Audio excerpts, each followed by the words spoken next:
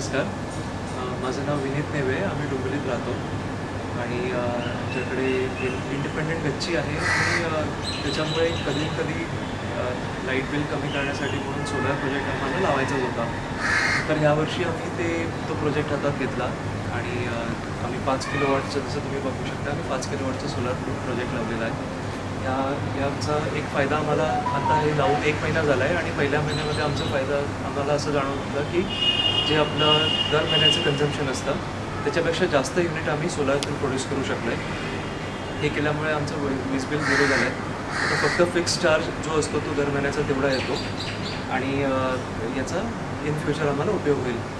हे करत असताना हे काम आम्ही डोंबिवलीमध्ये इंडस्ट्रीज म्हणून आहेत, सुनील डोंबरे, त्यांच्याकडून आम्ही हे काम करून घेतलं. त्यांनी आम्हाला हे रिजनेबल रेटमध्ये करून दिलं आहे. त्यांची टीम चांगली आहे, त्यांनी हे कामाची क्वालिटी चांगली आहे, टीम चांगली आहे आणि त्यांच्या ओव्हरऑल सर्व्हिसेसपासून आणि त्याच्यापासून वी आर सॅटिस्फाईड.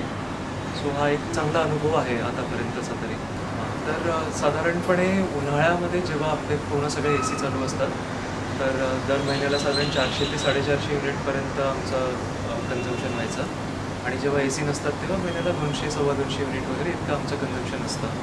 तर आता हे सोलार केल्यापासून हे सगळेचे सगळे युनिट्स आता आपले याच्यावर शिफ्ट झाले आहेत, सोलारवर शिफ्ट झाले आहेत. आणि जर आपण मॉनिटरी टर्म्समध्ये घ्यायचं म्हटलं तर साधारण उन्हाळ्यामध्ये आणि म्हणजे उन्हाळा आणि नॉन उन्हाळा असं मी त्याला क्लासिफाय करतो आहे. तर उन्हाळ्यामध्ये साधारण 4 ते 4,500 हजारापर्यंत बिल यायचं आणि इतर वेळेस जेव्हा आपले AC बंद असतात तेव्हा 2,000-2,500 हजारापर्यंत बिल यायचंच.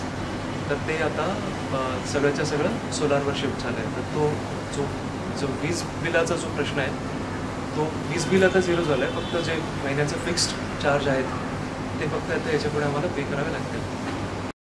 तर हे प्रोजेक्ट करत असताना आमच्या 2 रिक्वायरमेंट होत्या की आम्हाला गच्चीवर शेड पण बनवायचं होतं आणि मग आम्ही शेड बनवतोच आहे, तर मग त्याच्यासाठी म्हणून आम्ही सोलार पण लावलं.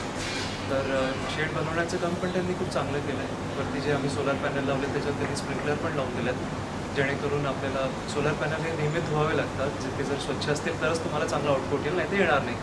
पण ते आपल्याला रोज पॉसिबल नसतं की आपण स्वतः जाऊ आणि ते करू. तर त्याच्यामुळे त्यांनी हे करत असताना स्प्रिंकलर सिस्टम लावलेली आहे. स्प्रिंकलर रोज सकाळी आपण एक 5 मिनिटासारखं लावलं तर पॅनल क्लीन होतात आणि जेणेकरून आपलं दिवसभराचं आउटपुट चांगलं येतं.